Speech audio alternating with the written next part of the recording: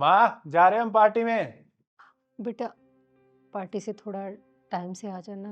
वो क्या है ना, तुम लोग जब तक आते ना मुझे नींद नहीं आती, फिक्र लगी रहती है तुम्हारी। लो, टोक दिया। घर से निकले नहीं पर उससे पहले रोक टोक शुरू कर दी।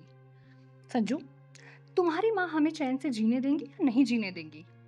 अपना बहुत हो चुका है, मैं परेशान हो चुकी हूँ। मुझे इनके साथ अब इस घर में और नहीं रहना है। तुम मेरे लिए दूसरा घर ढूंढो। दिया गुस्सा क्यों कर रही है इतनी सी बात पे?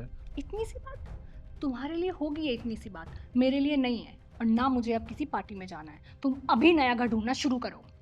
रिया,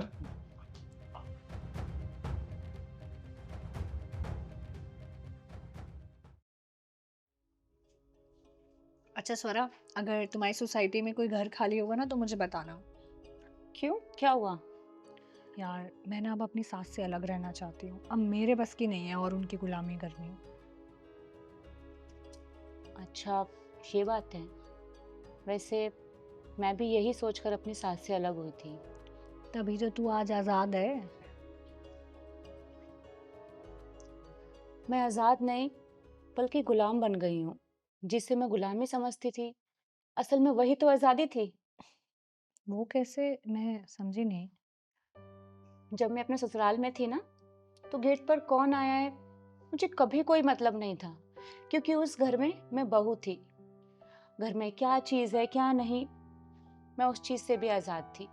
मेरे दोनों बच्चे ना हमेशा दादी दादा के पास रहते थे, और मेरे कहीं बाहर आने जाने पर भी कोई रोक टोक नहीं थी।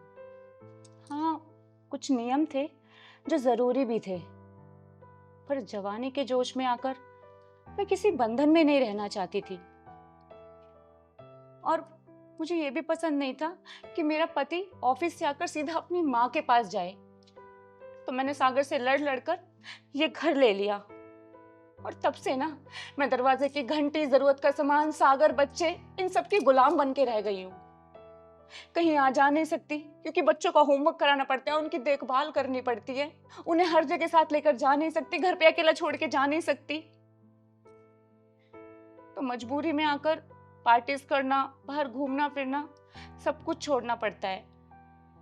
पर मेरे ससुराल में ये बंदिशें नहीं थी, और अब घर का किराया, फालतू के खर्चे भी बढ़ गए हैं, और सागर भी पहले की तरह खुश नहीं रहते। तो फिर तुम अपने सास ससुर के पास वापस क्यों नहीं चली जाती? किस मुंह से वापस जाऊं मैं? एक बार सागर ने मम्मी से कहा था, तो पापा ने ये कहकर साफ मना कर दिया कि एक बार हम लोगों ने खुद को बहुत मुश्किल से संभाला है, अब दूसरा झटका झेलने की हमारे अंदर हिम्मत नहीं है। तो तुम्हारी भलाई इसी में है कि तुम वहीं रहो। रिया, माँ बाप के साथ ना बंदिशों से ज्यादा आजादी होती है, जो कि हमें कभी पसंद नहीं आती। घर से बाहर निकलकर पता चला कि आजादी के नाम पर ना हमने अपने पैरों पर बेड़ियां बांध रखी है। मैं तुझे बड़ी होने के नाते बस यही सलाह दूंगी, जो भी फैसला लेना सोच समझ कर लेना।